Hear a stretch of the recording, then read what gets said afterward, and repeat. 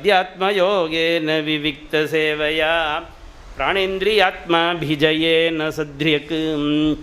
பிராணன், இந்திரியன், மனசு எல்லாத்தையும் ஆத்மாபிஜயேன எல்லாத்தையும் அடக்கிறதுக்கு முயற்சி பண்ணு. கொஞ்சம் கொஞ்சமாக பிராணன் அடக்கு. பிராணாயாமங்கள்லாம் பண்ணணும். பிராணாயாமம் பண்ண பண்ண பண்ண பண்ண மனசு அடங்கும், எண்ணங்கள்லாம் குறையும். நல்லா மூச்சை உள்ளே இழுத்து உள்ளுக்குள்ளே வச்சுண்டு ஒரு மூச்சை உள்ளே எடுத்தானாக்க அதுக்கப்புறம் அதோடைய 2 மடங்கு காலம் உள்ளுக்குள்ளே வச்சுக்கோங்கிறாள்.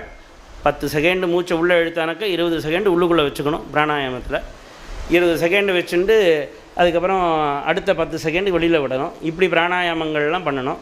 பண்ணும்பொழுது என்ன ஆகும்னா எண்ணங்கள் தடைப்பட்டு போகும். எண்ணங்கள் தடைப்பட்டு விடுத்துனா மனசு அழிஞ்சு போயிடும். ஏன்னா மனசுங்கிறது எண்ணக்கூட்டம்.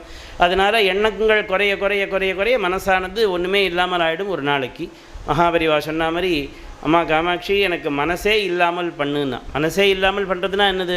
எண்ணங்கள் இல்லாமல் பண்ணுறது தான் மனசு. அப்படி பிராணேந்திரியா ஆத்மா பிஜயேன சத்ரியக்கு. பிராணனை அடக்க கற்றுக்கணும். இந்திரியங்கள்லாம் அடக்கிறதுக்கு கற்றுக்கணும். கண்ணு, மூக்கு, வாய் இதெல்லாம் இஷ்டத்துக்கு சஞ்சாரம் பண்ணுறதோ இல்லையோ, கண்ணால் உனக்கு வேண்டியதை மாத்திரம் பாரு. எது நல்லதோ அதை மாத்திரம் பாரு. காதால் வேண்டியதை மட்டும் கேளு. இப்படி தேவையில்லாத விவகாரத்தில் ஈடுபடாத, தேவையில்லாததை சாப்பிடாத, தேவையில்லாததை பேசாத. எல்லா இந்திரியங்களையும் கட்டுப்படுத்தி எது வேணுமோ அது மாத்திரம் உபயோகப்படுத்து. மனசு அடங்குங்கிற